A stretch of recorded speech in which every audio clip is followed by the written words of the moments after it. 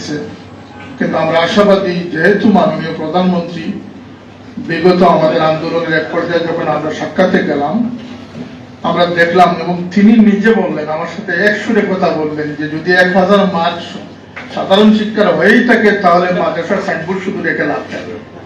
তিনি তার পক্ষ থেকে বলতেছেন। আমাকে বললেন কি করতে হবে, আমি বললাম যে 400 মার্ক ইসলামিয়াতের জন্য বরাদ্দ করে দিয়ে দেন। বলছি না, তিনি নিজের থেকে বলতেছেন যে মাদ্রাসার শুধু শুধু সাইনবোর্ড রেখে কোনো লাভ নেই, স্টেশনটা স্কুল হয়ে যাচ্ছে। এতে বোঝা গেল যে তার নলেজে অনেক জিনিস সে পর্যন্ত তিনি পর্যন্ত গিয়ে পৌঁছায় না। তাকে বলা হচ্ছে যে এটা সংস্কৃতি মনা হবে, সংস্কৃতি প্রগতিশীল হবে, এই ধরনের কিছু স্লোগান থাকে শোনানো। শিক্ষা ক্ষেত্রে যে আমাদের যে আগ্রাসন আমাদের উপরে রয়েছে সেই আগ্রাসন থেকে আমাদেরকে মুক্ত হতে হবে। মুক্ত হওয়ার জন্য আমাদের প্রয়োজন আন্দোলন করার, আমরা আন্দোলন করতে পিছপা হবো না ইনশাআল্লাহ। এদেশের যে এই যে দাবি যেগুলো মাদ্রাসা শিক্ষাকে যে বৈষম্যতার শিকার, আমরা আশা করি এই জন্য যে বিগত শিক্ষামন্ত্রীর সময় মাদ্রাসা শিক্ষা এবং স্কুল শিক্ষার মধ্যে বেতন বৈষম্য ছিল আকাশ পাতাল, সেটাকে সমান অধিকার প্রতিষ্ঠিত করে দিয়েছেন এই সরকার। এই সরকার মাদ্রাসা উন্নয়নের জন্য, অবকাঠামোগত উন্নয়নের জন্য মডেল মাদ্রাসা তৈরি করে, মডেল মসজিদ তৈরি করে এই সরকার ইসলামের জন্য অনেক কাজ করেছে। সুতরাং এই মাননীয় প্রধানমন্ত্রী পারেন যে এই 4500 কতটি ইবতেদায়ী মাদ্রাসাকে সরকারিকরণ করে এই 22,000 শিক্ষকের মুখে হাসি ফুটানো মাননীয় প্রধানমন্ত্রীর পক্ষেই সম্ভব হবে। আমাদের ধৈর্য ধারণ করতে হবে, একদিকে দোয়া করতে হবে, আর আমাদের সঠিক জায়গা মতো সঠিক তদবির প্রয়োগ করতে হবে। ইনশাল্লাহ সেই দায়িত্ব আমরা পালন করে যাচ্ছি। আপনাদের সেই দাবি পূরণ হবে। বেতনের ক্ষেত্রে আপনারা শুধু সাফল্য অর্জন করলেই কিন্তু আমাদের প্রত্যাশা পূরণ হবে না। এই প্রত্যেকটি ইবতেদায়ী মাদ্রাসা, দাখিল আলিম মাদ্রাসাগুলো যারা জমি ক্রয় করেছেন, যারা সাহায্য চাঁদা কালেকশন করেছেন, তারা আল্লাহর ওলিরা ছিলেন। তারা শুধু আপনাদের বেতনের ব্যবস্থাই করে যান নাই, তারা এদেশের বুনিয়াদী শিক্ষার ব্যবস্থা করে গেছে। একদিকে সরকার থেকে আপনাদের ন্যায্য অধিকারের জন্য যা যা করার প্রয়োজন আপনাদের সাথে আমরা বলছি, অপরদিকে আপনাদের প্রতি আমাদের গুজারিশ হচ্ছে যে একটু ভাবনা তৈরি করে একটা ইসলামী পুনর্জাগরণের লক্ষ্যে এই প্রতিষ্ঠানগুলোকে নাম সর্বস্ব, সাইনবোর্ড সর্বস্ব না বানিয়ে এই প্রতিষ্ঠানগুলোকে ইসলামের একটা বুনিয়াদী মরকজ হিসাবে পরিণত করার জন্য কি আপনারা প্রস্তুত আছেন? এবং সরকারকে আমরা আহ্বান করতে পারি যে আপনারা অডিট, আপনারা রিপোর্টের ভিত্তিতে যথাযথভাবে যে মাদ্রাসাগুলোকে আপনারা পাবেন সেই মাদ্রাসাগুলোকে আমাদের অনুমোদন দিবেন। আমরা চাই না দুর্নীতিগ্রস্ত মাদ্রাসা হোক, নাম সর্বস্ব মাদ্রাসা হোক। আর এই মাদ্রাসার শিক্ষকরা, আলিম উলামারা, যেহেতু আমরা ট্যাক্স দেই, আমরা দেশের নাগরিক, এটা আমাদের ন্যায্য অধিকার। এই অধিকার থেকে আমাদের বঞ্চিত করা, আমাদের মৌগড়ার বিষয়ে বলতেছেন যে মাঠের এক পাশে ছাত্ররা টিফিন পাচ্ছে। এটাই মাননীয় প্রধানমন্ত্রীকে বলেছি যে আপনার মতো মাদার অফ দি হিউম্যানিটি, এটা কি বিমাতা সুলভ আচরণ হচ্ছে ছাত্রদের জন্য, যেখানে 50,000 ইবতেদায়ী মাদ্রাসার ছাত্ররা টিফিন থেকে বঞ্চিত হচ্ছে, সেখানে 5 লক্ষ প্রাইমারি স্কুলের ছাত্রদেরকে টিফিন দেওয়া হচ্ছে। হয়তো আপনারা বলেন যে আলিম ওলামা টুপি যারা পড়বে তারা বাংলাদেশের নয়, হয়তো বলবেন, না হয় আমাদের ন্যায্য অধিকারকে আপনারা পূরণ করতে। শিক্ষা ব্যবস্থাপনায় যে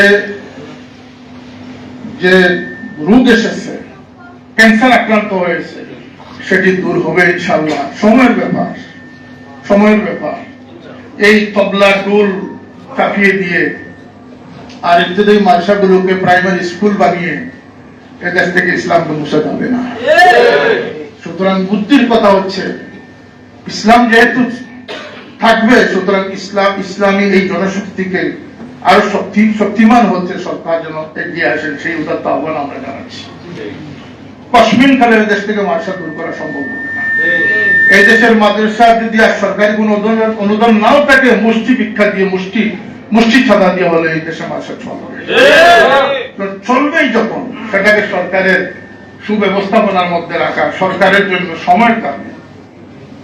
এদেশের মসনদ, এদেশের সরকার 52 বছরের ভিতরে 39 বছর হয়ে গেছে এইটা দিয়ে মাদ্রাসার দাবি। আপনারা যে 500 টাকার কথা বলতেছেন, বিজয় সরণিতে আমার বাবা এরশাদ সাহেবের কাঁধে হাত রেখে বলেছিলেন যে আপনি এখন ঘোষণা দেন 500 টাকা করে দিবেন, তখন তিনি ঘোষণা দিয়েছিলেন। এই ইতিহাসে থাকতে অনেক আছে।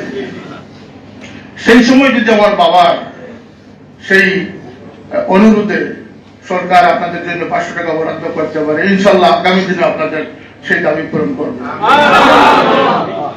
অতএব আমাদের স্বাধীনতার ভিতর দিয়ে আমাদের প্রস্তুতি নিতে হবে। সেই প্রস্তুতির জন্য আমি অনুরোধ জানাচ্ছি। দেশ দুনিয়ার অবস্থা ভালো নয়, সারা দুনিয়ায় আজকে বাংলাদেশের মতো দেশ হালাল খাদ্যের ক্ষেত্রে সবচেয়ে অনিরাপদ দেশ। জানি না আপনাদের সেই ফিকির আছে কিনা।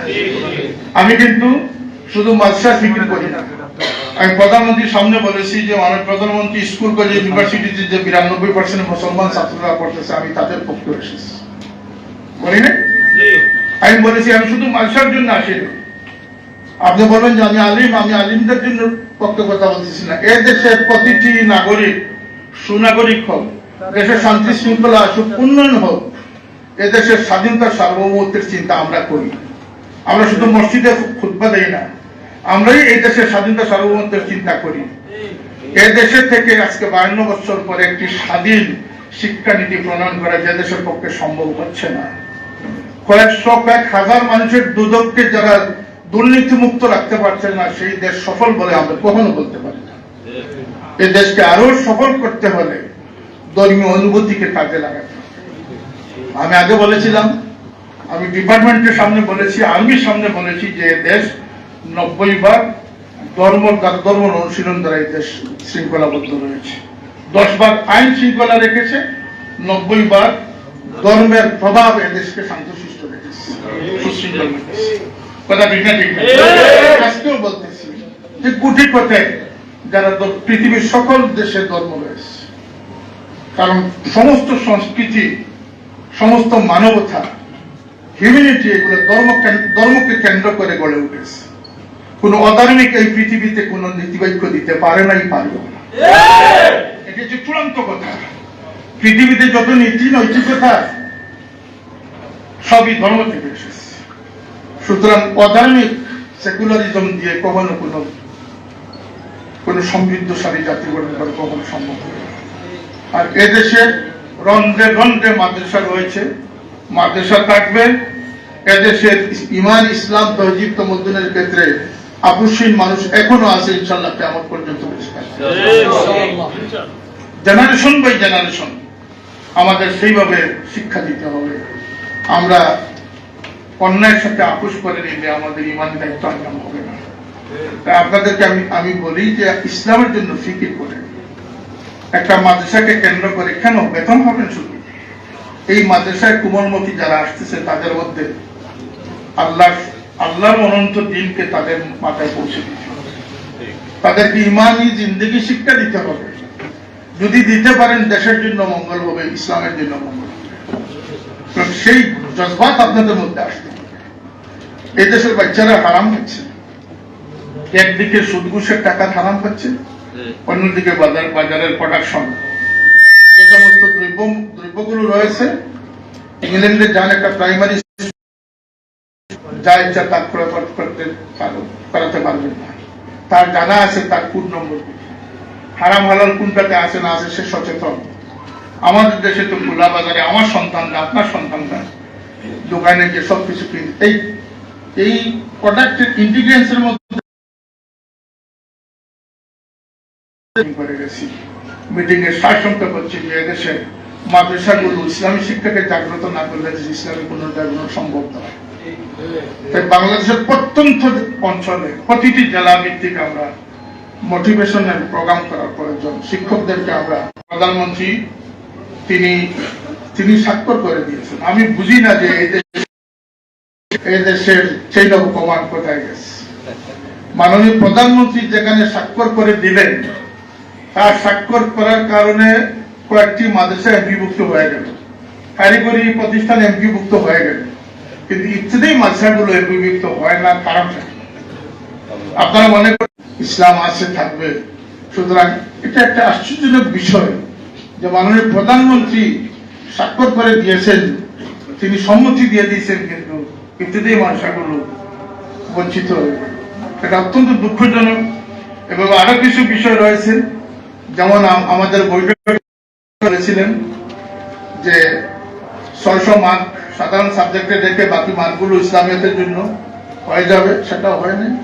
আমি মদিনায় 23 উমরাতে গেছিলাম, সেখানে আমার সাথে যোগাযোগ করা হলো, 10 জন আলিমের নাম চাওয়া হলো, আমি 10 জন আলিমের নাম দিলাম, কিন্তু আজ পর্যন্ত কোন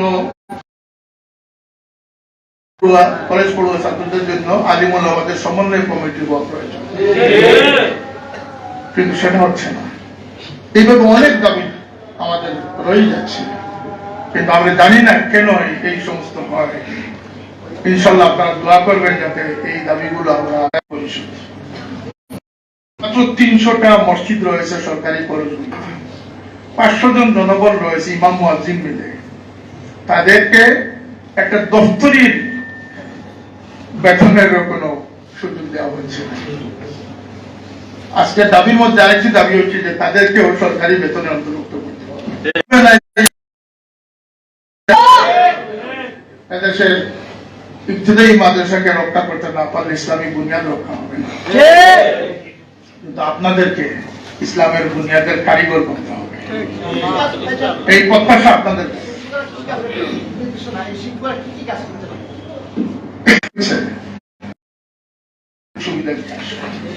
আপনাদেরকে দুটি কাজ একসাথে করতে হবে। শুধু যদি ইসলামের চিন্তা করেন তাও ভুল হবে, কারণ দেশ বাঁচলে আমরা ইসলাম নিয়ে বাঁচতে পারবো। দেশপ্রেমিক হিসাবে, সুনাগরিক হিসাবে, মানুষের সন্তানকে মানুষ বানানোর জন্য যদি আপনাদের মুমিন করতেন যে তোমার এই আচরণটা আমি দেখেছি সেটা ভালো হয় না, কথাটা বলেন সত্য না? সেই দায়িত্ববোধ তাদের ছিল, আপনাদেরকে দায়িত্বশীল হতে হবে। আপনাদেরকে শুধু শুধু বেতন নির্ভর হলে চলবে না, বেতনটা আপনার একটা সাহায্য। আজকে সবাই এর চেয়ে বেশি লম্বা কথা বলার প্রয়োজন আছে বলে আমি মনে করি, আপনারা বুঝে ফেলেছেন। আজকে লজ্জা পেতে হয়, মাদ্রাসায় পড়েও নামাজ পড়ে না, মাদ্রাসায় পড়েও দুর্নীতিগ্রস্ত। সেই জায়গা থেকে আমাদের বের হতে হলে সর্বাগ্রে শিক্ষকদেরকে সচেতন হতে হবে। শিক্ষকরা না জানলে ছাত্রদেরকে জানানো সম্ভব হবে না। এই দৃষ্টিকোণ থেকে আপনারা আপনাদের দায়িত্ব পালন করুন। ইনশাল্লাহ আপনাদের জন্য যে চিৎকার করার প্রয়োজন, আমাদের পক্ষে যা যা সম্ভব ইনশাল্লাহ আমরা করতেছি। আপনারা একা নয়, এবং আপনারা বেতনের চিন্তায় আন্দোলন করতেছেন, আমরা দিন রক্ষার চিন্তায় আন্দোলন করতেছি। এই বিষয়ে বলা হয়েছে যে এখানে উপবৃত্তি দেওয়া হচ্ছে না, আবার টিফিন দেওয়া হচ্ছে না, মঞ্জুরিও বন্ধ। এই সবগুলো আমাদের আলোচনায় আসবে ইনশাল্লাহ। আমার কথাগুলো প্রায় আমি বলে ফেলেছি। আমরা এইভাবে আপনাদেরকে শুধু আজকের এই সভায় এতটুকু আমরা আশ্বস্ত করি যে ইনশাল্লাহ আপনাদের দাবি বাস্তবায়নের জন্য আপনাদের সাথে আমরা মাঠে আসি, আপনাদের সাথে আসি এবং থাকবো। কারণ আপনাদের এই দাবিটা ন্যায্য, আপনাদের পাওনা, আপনাদের হক এটা। আর এই দাবি আদায়ের মধ্য দিয়ে শুধু আপনাদের বেতনের ব্যবস্থা হবে সেই চিন্তা আপনারা করবেন না, আপনারা মানুষ গড়ার চিন্তা করবেন, দ্বীন ইসলাম প্রতিষ্ঠার চিন্তা করবেন। ইসলামিক তহজিব তমদ্দুন নষ্ট হয়ে গেছে, আদব নষ্ট হয়ে গেছে, আখলাক নষ্ট হয়ে গেছে। টাইটেল পাস একজন ছাত্রকে যদি জিজ্ঞেস করেন যে কবর কিভাবে হবে, হাসরের দিন কি হবে, বলতে পারে সে ওই দিকে নাই। ফেসবুক নির্ভরতা, যত বেশি ফেসবুক যারা ব্যবহার থেকে বিরত থাকার কথা তারাই সবচেয়ে বেশি ফেসবুক। সুতরাং এই ইউরোপ কম পাওয়া যায়, এমনকি যিনি ফেসবুক আবিষ্কার করেছেন তার সন্তানরা ফেসবুক থেকে মুক্ত। কিন্তু আমরা ফেসবুক দিয়ে তাদের crore crore million trillion dollar দিচ্ছি।